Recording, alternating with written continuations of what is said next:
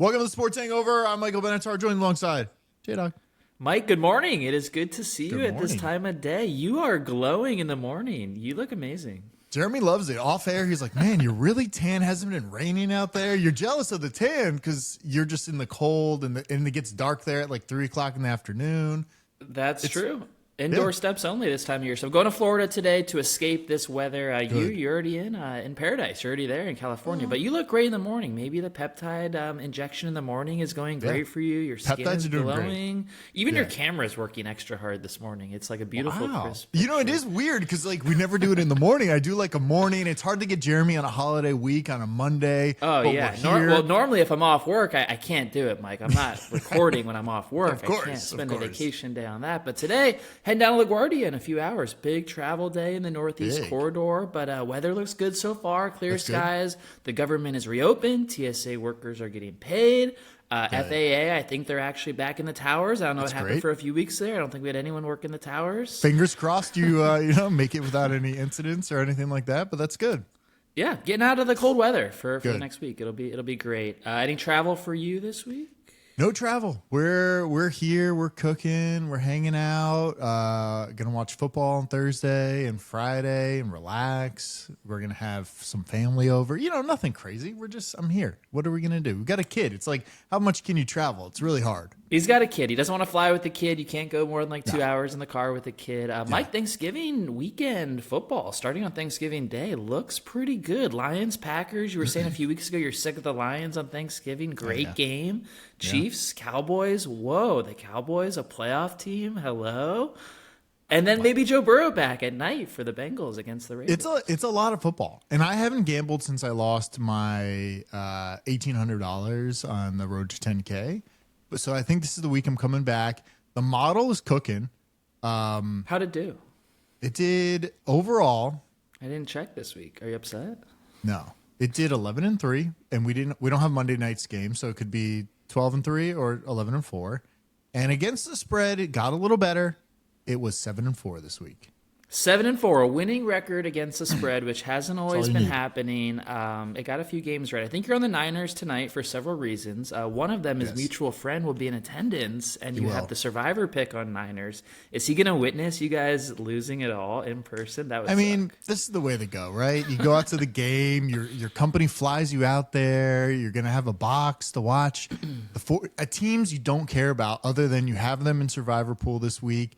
Yeah, this is how it happens. I'm like, once he told me he was going, I'm like, we're losing. We're 100%. we're definitely, the Panthers are going to beat 49ers, and he's going to witness it. And that's the way it should be, right? You need to be there. You're going to see it all happen.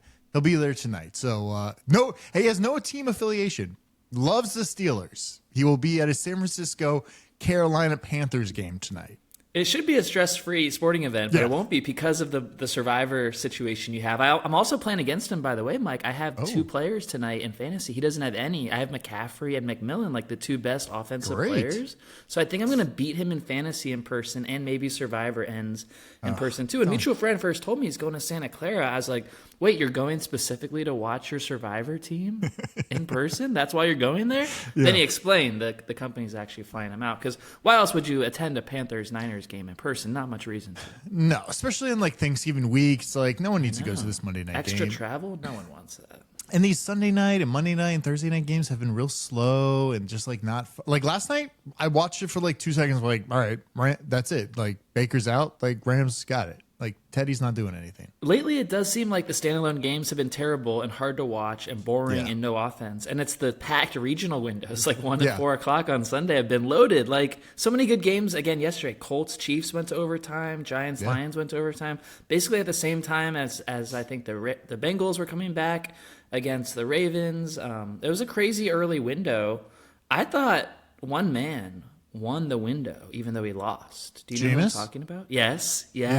Good job. Yeah. This is a Jameis podcast. He caught himself a touchdown. He threw a touchdown, caught a touchdown. I loved it. I have some bullshit or believe. That was my bullshit or believe. Start it up. Jameis should never retire from the NFL and just continue entertaining us until he can no longer run. That was my bullshit or believe. And I believe it.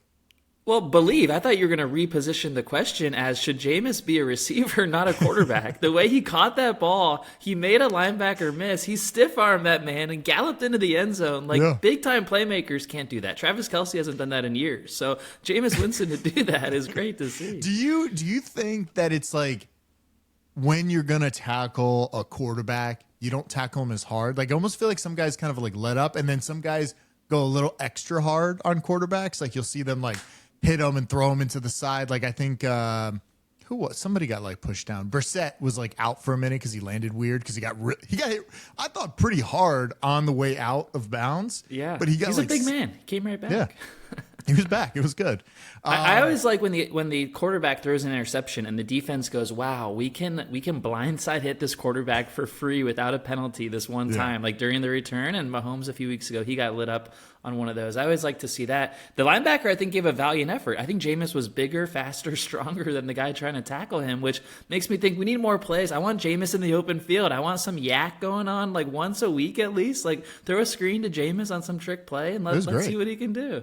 Was that the first week without Dayball, or was that the second week without Dayball? The second week without Dayball. The Giants almost win every week. Almost. Yes. Like they don't win much, but almost every week. The problem is the defense, clearly, because they're like scoring points. They're moving the ball around. But I don't know if Russell was in there. I don't know if it'd be the same offense, but I think Jameis is kind of like a Dart vibe. He kind of like reckless, runs the ball, doesn't throw that well. We'll throw interceptions if needed. That's the kind of vibe we're getting from him. Neither one of them run like Dart does. Dart is a good runner, and Russell and Jameis are not good runners. But Jameis in space is something else. The Giants fired their defensive coordinator today, so I think every week they're just going to fire a different coach until there's no one left, and maybe Jameis will be coaching the whole team by the end of the season. I know we don't really care, but do you think the Raiders firing whatever his name is, Chip Kelly, really is going to change anything going on there? Like, that is a bad... It's like sad watching the downfall of Geno and Pete together. And Lockett's there too. It's basically like an old school Seahawks team. Yeah, they're all there. It's a Seahawks retirement home, and it's like they aren't paying the bills there, and like the power's out, and there's not enough meals for 3 times a day, and they're not surviving well in their retirement home. I thought Pete Carroll, maybe he had his phone on Do Not Disturb last night, hasn't gotten the call all the way to his phone yet. Like I think he was fired last night, but actually hasn't taken the call yet, so we don't know that he was fired along with the offensive coordinator. It's that bad, Mike. The Raiders are the worst team in the NFL. We're going to talk about Survivor later. I don't know, but I'm just going to pick against whoever's playing the Raiders the rest of the way, I think. It's pretty bad. Eventually, I think they'll get it together. I think firing your offensive coordinator, I think they got to get I don't know if they have this guy back there named Genty that could run the ball, but they give it to him like 2 times a quarter. That's not going to help. That's a problem. Give the guy a ball. Don't give it to Geno. Geno is not the answer. They're down 14-0 every first quarter, so you can't run the ball much after that. And then Geno, don't let him go down early because it just gets ugly from there. Dreading that I have to actually go see this team in real life. I'm going in 2 weeks. What a terrible decision. Your ticket prices keep going down. You can wait. You don't have to I regret paying how much we paid for those tickets. But you're going to see Bo Nix and the Broncos. You're a Bo Lever. Yes. Maybe you guys can all wear your orange. I love the color orange to the game. I got my Raiders jerseys. I'm going Raiders. You're going Raiders? Oh, yeah. Yeah, I got a Genty and a Bowers jersey. I wasn't going to get a Geno jersey, but my supplier overseas doesn't have it updated that quickly. Well, tell the people, Temu does sell $7 NFL jerseys, right? It does, yeah. You can get them. They're great. They're great quality. Like, for something like this, where you're just going to a game, you're like, I don't know, like, mutual friend should have just gotten a 49ers jersey. You could have borrowed one, actually. I have a few. He could get a Bryce Young jersey. I think they pay you. If you want a Bryce Young jersey, they actually send you cash along with the jersey because no one asked for that. Mike, another bullshit or believe for you. You mentioned it earlier. Too. One for me, the Colts, Indiana Jones, not for real. Not for real, bullshit or believe. Because I'll tell you what, the last month, Indiana Jones hasn't looked so good. Jeremy, this is just bullshit. This is just a little bump in the road. I feel no worries what's going on here. Clearly, a JT on the team. He's the core of the team, and you got to get him going. Got to keep it moving. I think I'm a little bit worried, but overall, I think they're a good team. I think they won't most likely face Kansas City right there in the playoffs. Right? Maybe it would be like who would it be if they? Well, the ended Chiefs right now? might not be in the playoffs. That's true. The Colts could very well play the Chiefs in the playoffs again because the Colts could win the division. The Chiefs would be a wild card. Might be a team like the Bills that they have to play. That's also scary for the. But the Colts. Bills, I feel like, are a team now that's like, are they frauds? Is it real? What's happening over there? Like, it doesn't seem like they're. Josh has no help for like the third year in a row, and know. their defense sucks. It's like it's all on Josh. And I told you a few weeks ago, by the way, Josh had that quote. Ever since I told you about his quote, and I said start fading the Bills, it's been all different. He's more than a quarterback. Oh, he's yes. more than a quarter. Like he thinks he's like a person. He thinks he's a human who can like have fun in life and like go do social things. And that's not how quarterbacking in the NFL works. No, you are a pure quarterback. Be a Tom Brady. That's all you do. That's all you are. Well, I have a believe. I learned yesterday that the Colts entered a playoff environment in Kansas City, and the Chiefs are wounded. The Chiefs are not who they once were, and they still came back from a 20-9 deficit and beat the Colts. And to me, that shows the Colts aren't ready for prime time. They're not ready for real life. They're not ready for outdoors, cold weather. They're certainly not ready for a playoff game against a good quarterback, one better than Daniel Jones. He looks normal. The last 4 weeks, he looks like New York Giants Daniel Jones, and that's not going to hold up very much longer. It does feel like when I watched him, it felt like his confidence was gone. It's like, you guys, I don't know, maybe it was there like a few minutes left in the game, fourth quarter, like they could have held the ball a little longer. And they're just making weird plays where I'm like, why are you guys doing this right now? Like, why don't you guys try? I don't know. It felt like there was no confidence left in him in a weird way towards the end of the game. So I don't know if that's like a reverse Bryce Young where Bryce Young gets confident as he gets worse in the game. Sure. I like that. He's pulling the reverse Bryce, and he gets worse as the game goes on. He starts out really hot. He's confident. These guys just got to lock in. I need like mental coaches on these squads coaching quarterbacks because it's all in your head. It's like a goalie in hockey. I don't know if you've met any hockey goalies. They're very weird. They have like OCD, ADD. They got to tap things certain ways. They got to put on their gear certain ways. They got to like circle the That's net. what makes them good, you're saying. Yeah. You need these routines to keep you in check. And the goalie in hockey is a guy that needs to be kept in check because you're getting fucking pucks, hard frozen pucks thrown at you at 100 miles an hour. You need to be mentally locked in. That's what I need from these guys. Quarterbacks need to be locked in. Get your OCD in check and walk around, do some things before. Like, I'm not seeing any like patterns. You know, it's like I feel like I want some like, I don't know what it is, like something that just keeps them in check during the game. You know what I'm I feel saying? like, yeah, I do. Baker Mayfield has exhibited great energy throughout games. I Even like when that. they're down last night, he's getting the boys fired up until he gets hurt himself. Yeah. He's getting everyone fired up. He's kind of got that good energy. It sounds like you're looking for a little more confidence, even if it's like fake confidence. Like maybe Baker doesn't Trick believe yourself. it himself, but he makes us think he's confident, and that kind of scares the defense. I think it 100% does because when when you believe it, I feel like it's not. The other people will believe it as well because if you show signs of it, it's like, oh yeah, like he could do that. But we don't believe in that if you're going to be like, it's like a Jay Cutler. Like he would just give up. He'd be like, fuck you guys. Like I'm going to go smoke a cig on the sideline. Because he didn't care. Maybe it's to care less. Like J.J. McCarthy, people are saying he cares too much and he's in his own head because he just wants to play better than he actually is. And it's affecting his footwork. It's affecting his mechanics. Maybe some of these guys just need to fake it, even if they don't actually believe it. Jeremy, my next bullshitter believe was J.J. McCarthy is not the answer. He is not him. I have a stat here. J.J. McCarthy now ranks 851 out of 852 in EPA per dropback among qualified passers since 2000. The only player below McCarthy is Jamarcus Russell.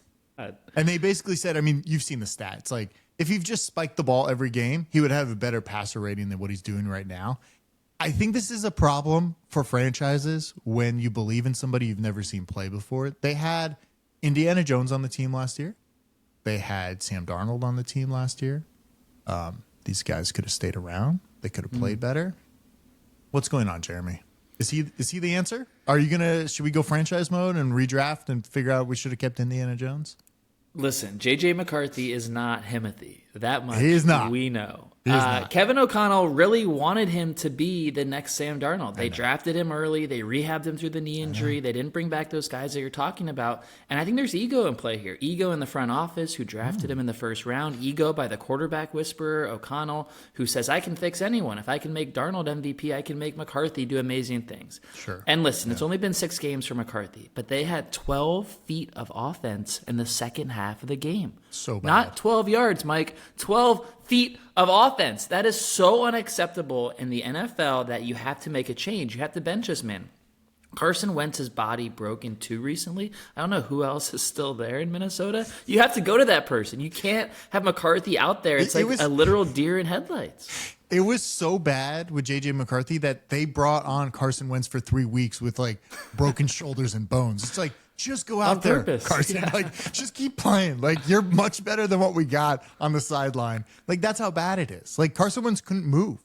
He had to he should have been just wearing a sling the whole game because that's how bad it was. It's true. And Justin Jefferson is complaining already. You're losing the locker room, and it's only been 6 games, and it's still this ugly, this quick. The Vikings have to draft or make a move in the offseason. That's going to be too late this season. They're not making the playoffs. And their roster's good enough to win a Super Bowl except for quarterback. They won't even make the playoffs. If I put myself in JJ's shoes, I feel like there is an enormous amount of pressure. You sat out for a year.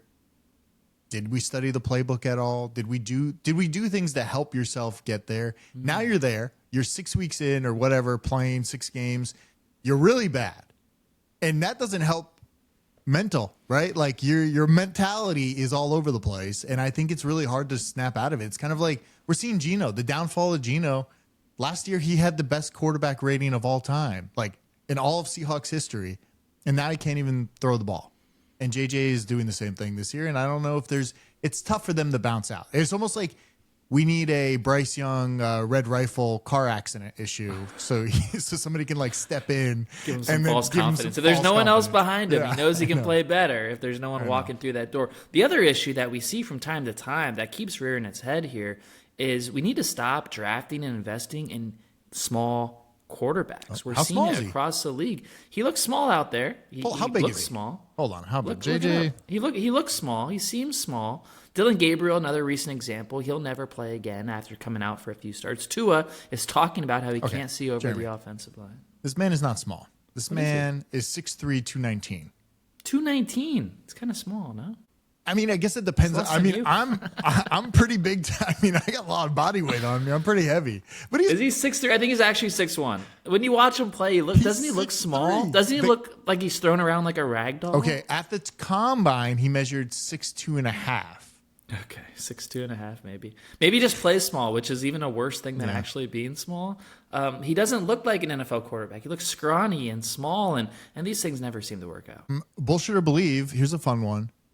Turkey's overrated. I'm so glad you put this in.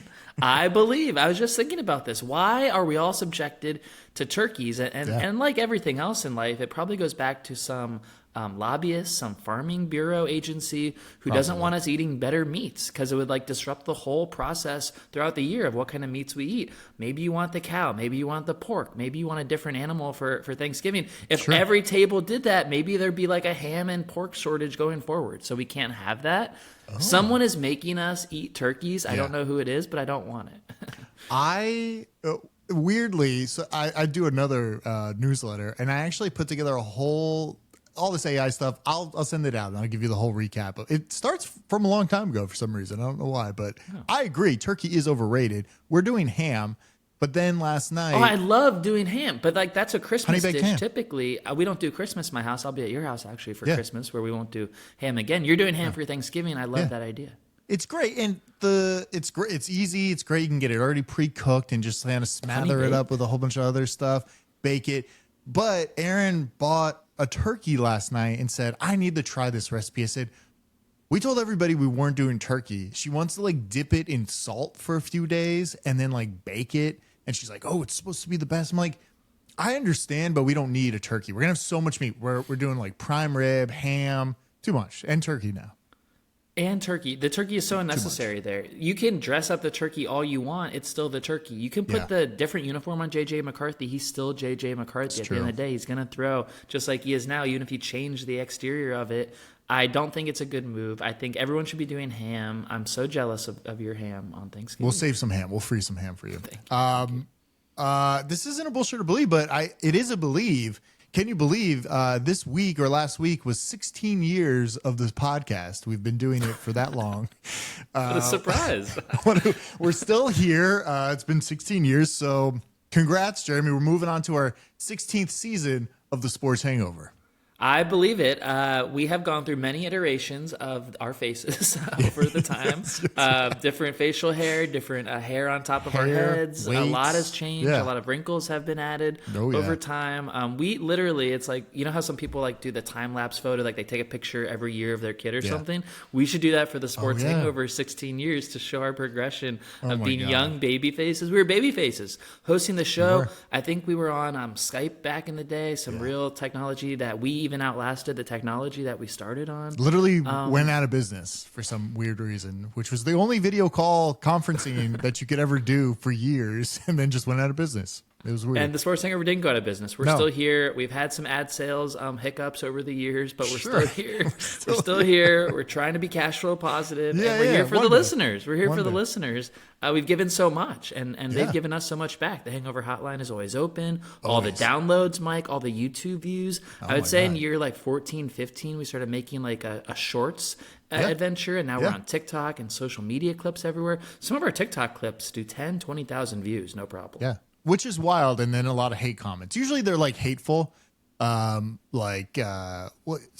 random things. I was going to recap some, but I was like, we don't. They always tell us they don't think we know about sports, which is like not the worst thing you could say about us. They don't really make fun of us. They don't really make fun of our appearance. They just tell us we don't know sports, which is like, I don't know, anyone can just say that. But it is kind of funny that they take the time to comment and say, you don't know what the fuck you're talking about. Like, you don't know ball. Like, I saw one yesterday was like, I was waiting for the punchline after your comment about X player, and it was just like a serious, like, no, this guy actually sucks. It's not all a joke, guys. We do real analysis. This is real. Here too. This is real stuff. Congrats, Mike. That's awesome. 16 years, so it's been a long time. We've been on YouTube for almost the whole entire time. We took pauses here and there. We should have stuck with it because it would have been a lot bigger if we just continued. We were on YouTube in 2012. That's crazy. Before Mr. Beast. Before Mr. Beast. Oh, our faces are still there. Before the NFL, before so much has changed. Congrats. So it's good. So do you want to get into, I got recap. Obviously last week, our model's doing great. I'm betting with the model this week. I'm betting it just straight up. It's doing really well. I'm going to do some round robins. I'm pretty confident in it now. I also ran the model secondary within another AI model just to kind of see. I'm going to put it head to head next week, and I'll see what the results are. But they're pretty similar in how they calculated everything. So the model's getting stronger. Your inputs are getting stronger, and that's what it's all about. As we head into this week's picks, one thing I want to talk about is a report in Pittsburgh. And this really is not just Pittsburgh, but it's throughout the whole state of Pennsylvania, Mike. Pennsylvania football is down bad right now. I got a text last night from a member of Mutual Friends' family who said, we want to be done with Tomlin. Coaching is the problem. Tomlin needs to go. This was on a day. One-off, just one-on-one text with Big Lou? It was actually a mutual friend himself, which is actually a step further because I feel like Big Lou, our number one Steelers listener, he has wanted Tomlin out for years, and now it's mutual friend, another Steelers fan who isn't always the guy who wants Tomlin out, also wants Tomlin out. The day was rough for the Steeler fans. It started with Aaron Rodgers flipping the bird, and then Aaron Rodgers was inactive, and then Mason Rudolph looked decent what happened until with they Rodgers? lost late. He's got a broken bone in his left wrist. Okay. He's right-handed. He could have played, but Tomlin doesn't want him to play. Honestly, Mason Rudolph played great. They scored 28 points against Caleb Williams and the Bears. I don't understand the Mason Rudolph thing, though. Like, I don't think he's that good. I think sometimes these backups can perform really well in one game because they're not ready for how they play, right? Like the other team isn't prepared for them. The other team isn't prepared. But then you play multiple games, it's like, wow, you actually suck. Yeah, it's like, oh, we figured it out. You only can throw 15 yards this way on the right side only.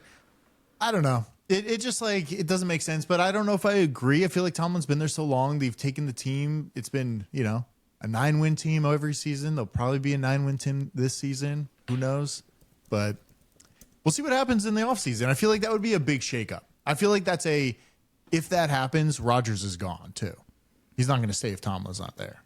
The crazy thing is there's like one coach in the league who is still the head coach of the team that he coached the day our podcast started 16 years ago, and it's Mike Tomlin, who's been there 19 seasons, which is insane. I think the time is up. Like, we've had more success in the last 19 years than he has. So I think he's got to go and maybe start from scratch. Or no other coach has been around in the NFL since we were hosting the Sports That's Hangover. crazy. I felt like Andy Reid went from like Philly to KC and kind of.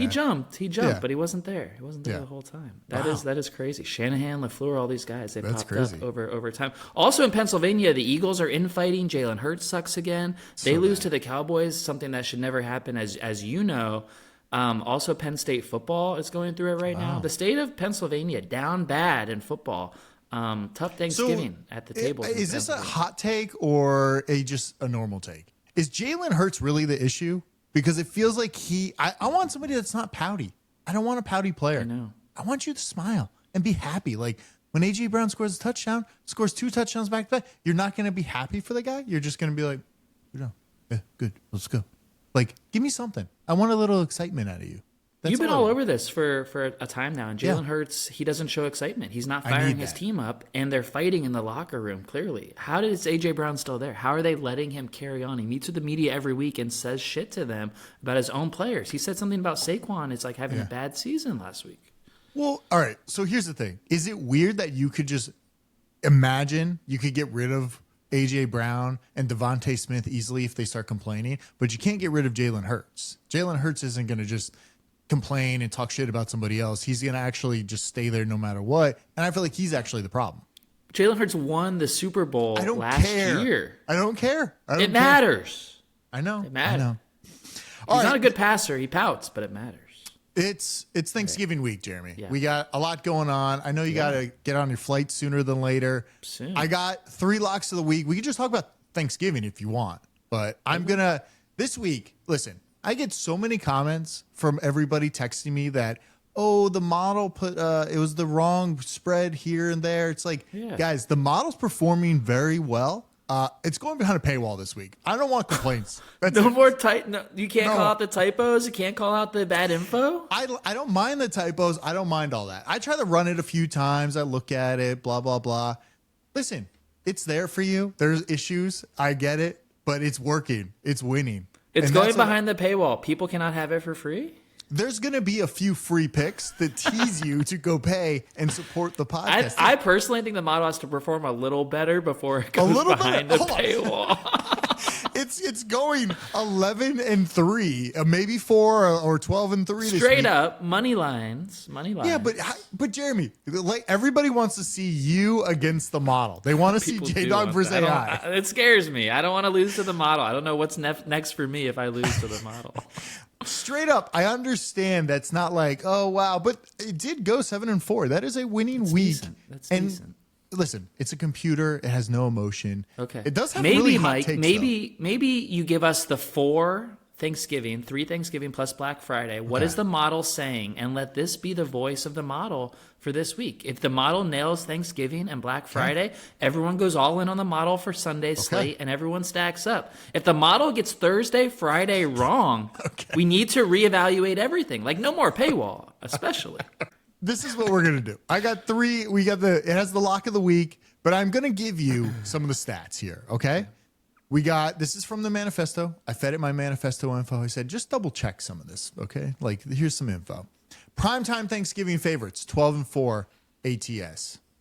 Primetime Thanksgiving favorites, 12-4 against the spread. That's the Ravens. Now, unknown variable, Joe Burrow back Thanksgiving night.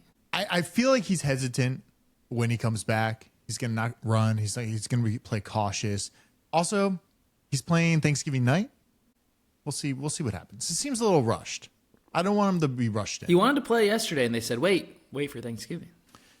Favorites on Thanksgiving are also, they got a huge edge, 80%, just straight up. Public sides with 74% of the tickets are 8-0 straight up and ATS on Thanksgiving. So you follow the public? I don't know. It seems like a wild stat. And home teams on Thursday are 8-4 ATS this season. This season on the short week helps to stay at home. The home teams, I don't know where the Ravens-Bengals game is. Is it in Baltimore? Maybe the home teams are favored in all 3. It's in Baltimore, yeah. Wait, the Chiefs will be favored in Dallas. The Lions are favored at home against the Packers. Yes. Chiefs-Cowboys, Mike, instantly a great game. The Cowboys, against all odds, beat the Eagles back in the playoff hunt. The Chiefs also win in overtime in the playoff hunt. What is the model telling you about this clash? Which will be, by the way, will be the most watched regular season game in NFL history. We are predicting 50 million viewers, Cowboys-Chiefs, on Peacock. Thursday. No. Oh. I think it's on Fox. Oh. Maybe CBS. Maybe Romo. I thought Romo was the afternoon. I thought it was Ravens game. Don't they usually get the Ravens? We get the night game over on NBC. That's Ravens Bengals. Romo would do one of the early games. So my model starts to take in. It seems like it's having a personality of its own lately. It's spitting out hot takes. They are writing this down as the adjusted strategy for this week. They're saying the Chiefs fade. That's like the title of it. Verified 8-2, 8-12 ATS last 20 games. Automatic fade. That's what they're saying. Automatically fade the Chiefs because the Chiefs are 8-12 against the spread. Their last 20 games, yes. We're automatically fading them. It is Cowboys plus That's 3. That's the hot take. That's you hate. That's wait, it. Yeah, that's what the model says. Yeah, automatic fade. That's automatic fade. Mike, this is not your words. I feel like you would not be saying this without wouldn't. the model. That's why emotions. Aren't you conflicted here? I am a little bit. I'm kind of like, hey, is this like what's going on here? That's why I ran another model last night as well. Oh, that's why you had a second model. I was like a little like you're getting a little too like personality over here. We need to calm down. So it's saying Chiefs can't cover the spread. Key stats: Cowboys are 2-12 ATS in the last 14 Thanksgiving games, but Chiefs on the road, short week, coming off an OT game. Score prediction: Cowboys 24, Chiefs 23. Wow. Cowboys to win straight up on Thanksgiving. This is what I told you would happen. I told you they would win last week against the Eagles and maybe beat the Chiefs on Thanksgiving. I'm 1 for 1. I'm going to go 2 for 2. I'm going to hit Cowboys money line as well. You're going with the model. Okay, so I want to see what your take is for the next one. Mm-hmm. Packers at the Lions. Before I give any stats, I just want to hear your take inside before we go into it. Tough it's to you say against the model. It's for it's free. Tough. It's if you beat the model, it's free for next week. That's what the game should really be. That's what it should be. That's what some listeners want it to be. Yeah. Packers Lions is tough. You have a 7-3-1 team playing a 7-4 team in the division at like 1:00 on Thursday, which is an extra short week, not even Thursday night. The Lions coming off a tough game, they come back and win, but they had to play overtime. And what did we learn recently? The teams that play overtime, the next week, they don't play real well because it's like a whole extra quarter. Yeah. Now, the Lions will be at home for this. The Packers have to travel a short distance. Is Josh Jacobs back? I'm asking a lot of questions. You are. The line is minus 2.5 on the Lions. They're not getting answered either. I think I want to be Packers plus 2.5, but I'm not real convicted on either way. So is it at 2.5 right now? I have it at 3. I ran it last night. So I have it right now, Lions 2.5. Okay, so here's what the model likes. Lions are actually 8-3 ATS on Thanksgiving since 2012. But division games stay tight and Packers are competitive. Lions haven't been 7-point plus favorites on Turkey Day since 2014. Score prediction. Score prediction: Lions 27, Packers 26. They like the Packers 2.5 or 3 here. So I'm right. I'm 2 for 2 so far. I'm on Cowboys plus 3, Packers plus 2.5. Mm-hmm.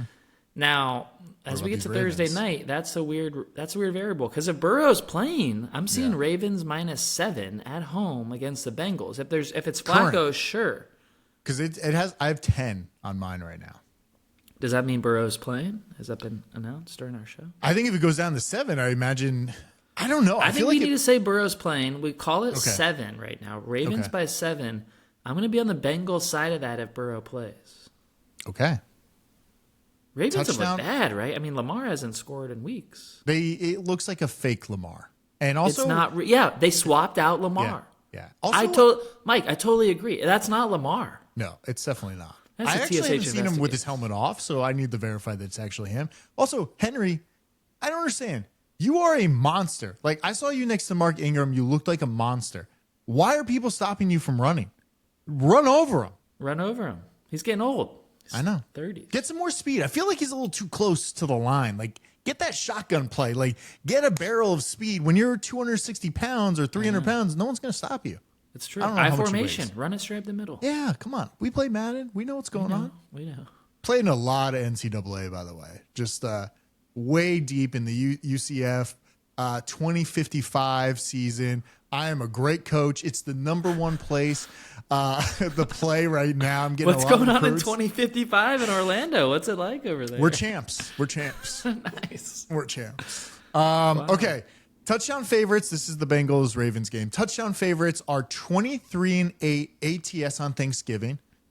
Still taking Bengals with the points. Division games don't blow out. If Burrow plays, which is likely, this stays closer. But the prediction they have here depends on what the spread is. The score prediction they have is Ravens 27, Bengals 20. They like the Bengals plus 10.5. And technically, I guess if it's 7.5, you could take it at 7.5 as well. But it'd be I have it very right close. at 7, right at the hook line right now. So that makes it tough. Me and the tough. computer are both on the Bengals Yeah. I don't like to this. cover by 7. If the line moves, maybe we'll have a better read on it. Me and the computer agree on all 3 on Thanksgiving, but you seem to not be agreeing with any of them. I don't know. I don't know anymore. I can't. I feel like I've lost my feel on a lot of it. And Mike, usually- this is like the future of AI for everyone. You've had so many inputs into your model. The model is you, yet you don't like what the model is know. telling you about your own inputs. And this is like what's going on with ChatGPT around the world. People know. are like having chats with it and not liking what it turns back with. I don't mind what it's giving back. I know that. You don't want to believe it. I don't want to believe it. I know out of these, it's going to be an 80% hit rate on a lot of these games. Yeah. So that's why I'm like, okay, I get it. I get what you're predicting here. We're going to go to the Black Friday game. Yeah. How do you feel about this game? Both teams are 8-3. Kind of surprised to see the Eagles at -7 right now on the line, Yep, because still you would mine, think yeah. 2 teams 8-3, the line should be 4-5. Eagles coming off a bad loss to the Cowboys. We don't believe in the Bears and Caleb Williams. I don't have a great feel for this. It's a good game, honestly, but I would be on the Eagles side if I had to choose on a bounce back on Friday. Jeremy, you in the model? 4 for 4. So I 4 can't for lose 4. in the model if I always agree with the model. Eagles off a blown 21-0 lead. Bears are 8-2, which, by the way, this is not in the model, but I think Bears are frauds. The Bears are 8-2 in the last 10 games. The score, 24-20. Bears cover, Eagles win. Well, that's not what I'm saying. You're saying Eagles. Oh, you say the probably Eagles cover. So that might be a line of differentiation. Bears, I don't know if they can keep it close in Philly. In South Philly on Black Friday, it's going to be a raucous atmosphere. Caleb Williams, he doesn't do He's a well fraud. in the raucous. Listen, I understand Jalen Hurts might be the problem, but Caleb is actually the real problem and a fraud. The Bears are going to win the division and host a playoff game, and you're still going to be calling Caleb Williams a fraud. Yes. Mike, happy Thanksgiving. Enjoy your turkey, ham, and beef you also have. I wish I was coming over for Thanksgiving and Christmas, but I'll see you on Christmas. Good luck to the travelers out there. If you have a crazy uncle or a cousin at your Thanksgiving, tell them to download the Sports Hangover, Yes. make them a little more normal and stabilized. And thank you for listening for 16 years. Yeah, thanks for everybody. The Substack, YouTubers, TikTok, Instagram, everybody following us everywhere. Thanks. It's been 16 years, and we're continuing on. It's not stopping. Oh, we're not going anywhere. Yeah, we're not going anywhere. All right, see you.